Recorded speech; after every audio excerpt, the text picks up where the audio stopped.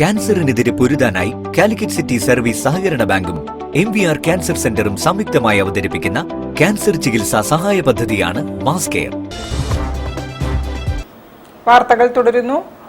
വലിയങ്ങാടിയിൽ കെട്ടിടം തകർന്നുണ്ടായ അപകടം കോർപ്പറേഷന്റെ അനാസ്ഥയെന്ന് ശിവസേന. കോർപ്പറേഷൻ പരിധിയിൽപ്പെട്ട അനധികൃത നിർമ്മാണങ്ങളുടെയും ലൈസൻസ് ഇല്ലാതെ പ്രവർത്തിക്കുന്ന കച്ചവട സ്ഥാപനങ്ങളുടെയും നടത്തിപ്പിനെ കുറിച്ച് പരിശോധിക്കാൻ സർവകക്ഷി കമ്മിറ്റി രൂപീകരിക്കണമെന്നും നേതാക്കൾ വാർത്താസമ്മേളനത്തിൽ ആവശ്യപ്പെട്ടു.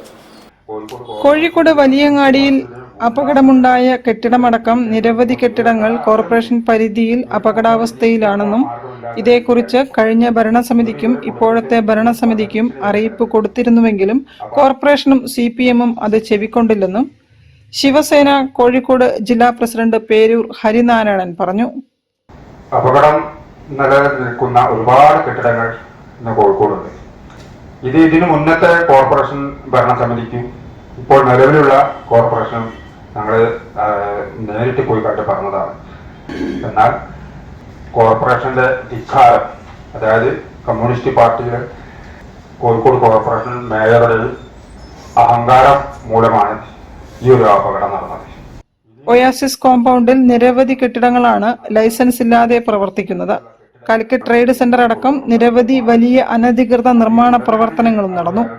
ഇവയെക്കുറിച്ചെല്ലാം പരിശോധിച്ച് സുരക്ഷ ഉറപ്പുവരുത്തണമെന്നും സർവകക്ഷി യോഗം വിളിച്ച് ഇതിനായി ഒരു സർവകക്ഷി കമ്മിറ്റി രൂപീകരിക്കണമെന്നും അദ്ദേഹം ആവശ്യപ്പെട്ടു. നമ്മുടെ കോഴിക്കോട് ഒയാസിസ് ബിൽഡിംഗ്, അതിനുള്ളില് നിരവധി കടകൾക്ക്, അതായത് ഒരു 50ഓളം കടകൾക്ക് പോലും അനുമതിയില്ല, ലൈസൻസും ഇല്ല. അതിന്റെ മുഴുവൻ പേപ്പറുകളാണ് ഈ കാണുന്നത്. മുൻ സെക്രട്ടറി ആയിരുന്ന KU ബിനി ആവുന്നത്ര ഒഴിഞ്ഞു മാറാൻ ശ്രമിച്ചെങ്കിലും ഞാൻ പിടിവിടാതെ അവർക്ക് പുറകെ നടന്നതിന്റെ അടിസ്ഥാനത്തിൽ 28 കടകൾ ലൈസൻസ് ഇല്ലാതെ, കച്ചവട ലൈസൻസ് ഇല്ലാതെ ഇപ്പോഴും പ്രവർത്തിച്ചു കൊണ്ടിരിക്കുകയാണ്.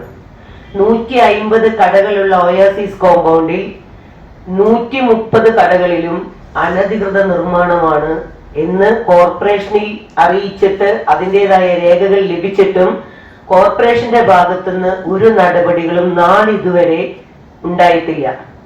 വാർത്താ സമ്മേളനത്തിൽ ജിതേന്ദ്രൻ പന്തീരാങ്കാവ്, ബീന എന്നിവരും പങ്കെടുത്തു.